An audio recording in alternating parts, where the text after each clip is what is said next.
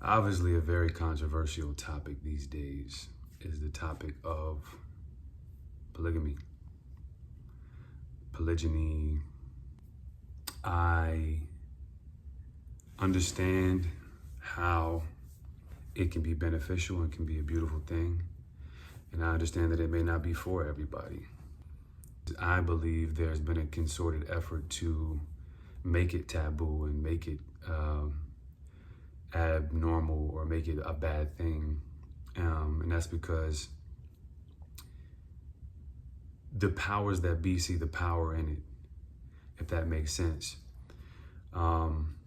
Let's take it way back to Africa, where it was practiced abundantly.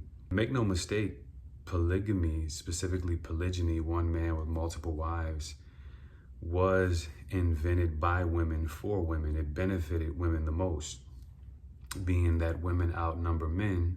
This way, a woman could always have a mother to her children. She could always have a husband. She could always have that particular type of protection. But with that being said, historically speaking, once the onslaught of European colonization and indoctrination started, they saw the power of polygamy. In fact, Europeans practiced polygamy, especially the first settlers of America practiced polygyny, one man, multiple wives, because they saw the benefit and the power and the gathering of resources and things like that. And like I said, if you look to America today, having more than one wife or husband, for that matter, is illegal. There's a reason for that. If you look at, and I know a lot of people haven't taken this standpoint, as far as why is polygamy seen as so bad. There's a lot of reasons, but there's one major reason, is because the powers that be, society, deems it a bad thing because it's bad for the way the system works. Imagine you have a family with one husband, multiple wives. It takes a toll on the economy. Imagine a family, it's just to say, hypothetically speaking, one man and three wives. It strikes the economy because that one man, say he has a job, he works for the system, he works for the man or whatever, he's paying taxes, whatever, he bought a home, owns a couple cars, so on and so forth.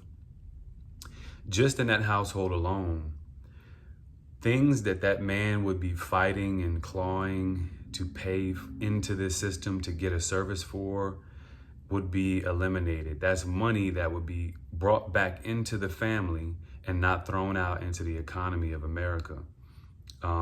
Babysitting, for example, schooling, the kids could then be homeschooled, chores, cleaning services, things of that nature. The list goes on and on. It then becomes rooted in that family. The resources and money comes back into the home.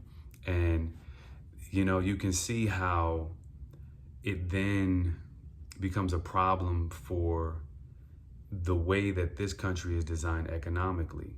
You have so much more money that would stay within the home, within the family. It's resource building. And not to mention the children that you then have,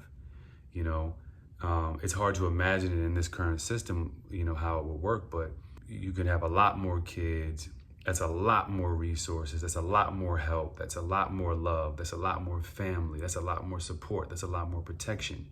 And I believe that there's a concerted effort to go against that, because just look at the problems that it could cause for modern day times.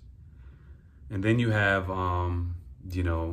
the aspect of, we can't even bring up the religious aspect, because every religion that we know of, says nothing bad about polygamy, and a lot of them promote polygamy, especially Islam and Christianity, the two biggest religions in the world. So we can't really go that route.